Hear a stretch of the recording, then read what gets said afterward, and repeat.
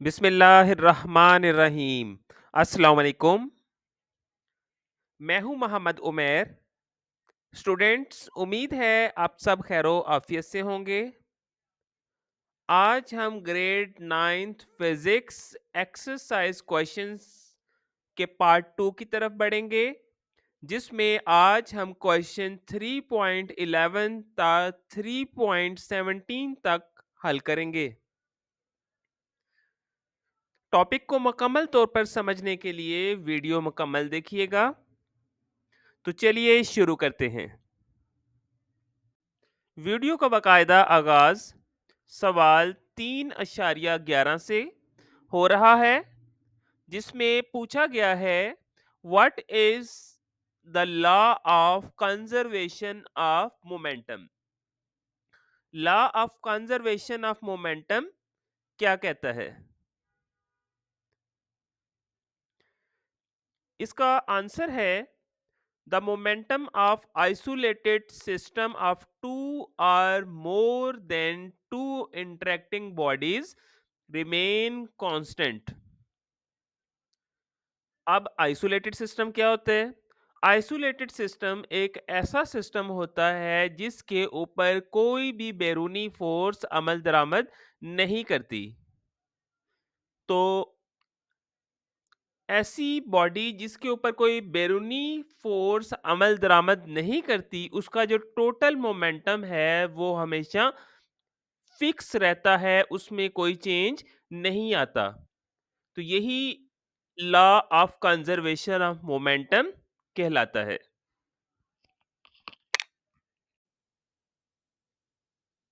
Question 3.12 है why law of conservation of momentum is important.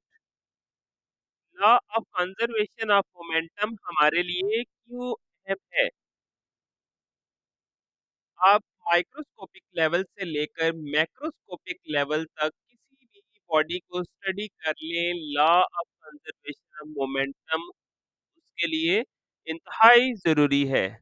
हमारी जितनी भी मशीन्स हैं, जितने भी अपरेटसेस हैं, ये तमाम law of conservation of momentum के असूल पर ही काम करते हैं।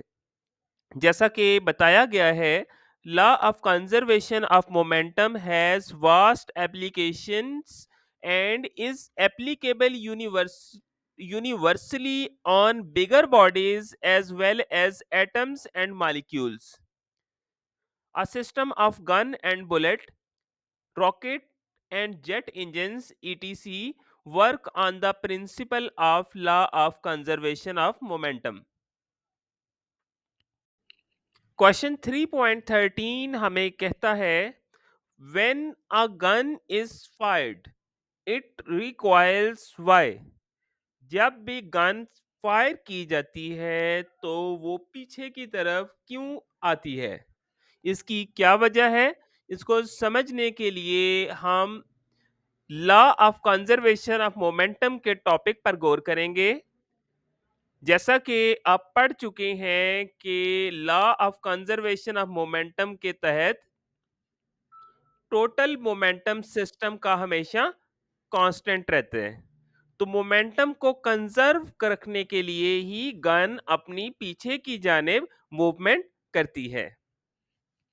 Before firing, total momentum of gun and bullet is zero. When the gun is fired, bullet moves in the forward direction and the gun recoils to conserve momentum। अपना momentum वो fix रखने के लिए, कांस्टेंट रखने के लिए वो पीछे की जानिब मूव करती है। क्वेश्चन 3.14 कहता है describe two situations in which force of friction is needed। दो आपने वो पॉइंट्स बताने, इवेंट्स बताने जिसमें फोर्स ऑफ फ्रिक्शन हमारे लिए अहम है। तो बेटा याद रखिएगा कि फ्रिक्शन जिंदगी के हर शोबे में हमारे लिए अहमियत रखती है। आया आपने लिखना हो या आपने चलना हो, हत्ता कि अब बगैर फ्रिक्शन के चल भी नहीं पाते। तो इसका आंसर आप इस तरह से देंगे Without friction, we are unable to write. Second point आप लिख सकते हैं, without friction we are unable to work. आज का सवाल 3.15 है। How does oiling the moving part of the machine lowers friction? किस तरह के पुर्जों को तेल लगाने से फ्रिक्शन में कमी आती है? तो इसका सादा सा आंसर है कि लिक्विड की फ्रिक्शन कम होती है as compare to solid objects, इसलिए चीज़ों को ग्रीस लगवाने से, ऑयल लगाने से फ्रिक्शन में कमी वाक़ई होती है। एग्ज़ाम में आप इसका जवाब कुछ इस तरह लिखेंगे, as the friction of liquids is less than friction of solids, so oiling the moving parts of the machine lowers the friction. Question 3.16 में पूछा गया है, describe ways to reduce friction. हम फ्रिक्शनल फोर्सेस को कैसे कम कर सकते हैं? तो इसका सादा सा आंसर है, friction can be reduced by using ball bearings. Bearing का इस्तेमाल करके आप फ्रिक्शनल फोर्सेस को कम कर सकते हैं। नंबर 2 पर, using lubricants such as oil or grease can reduce the friction between surfaces. Last पर आता है, by polishing the surface, polishing makes the surface smooth and friction can be reduced.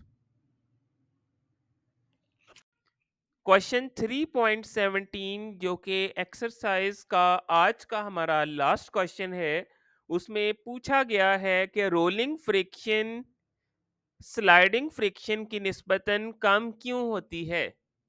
तो इसका बच्चों आसान लफ्ज़ों में आपको बता दूं कि जब कोई भी शय रोल करती है तो उसका ज़मीन के साथ एरिया ऑफ कांटेक्ट कम होता है।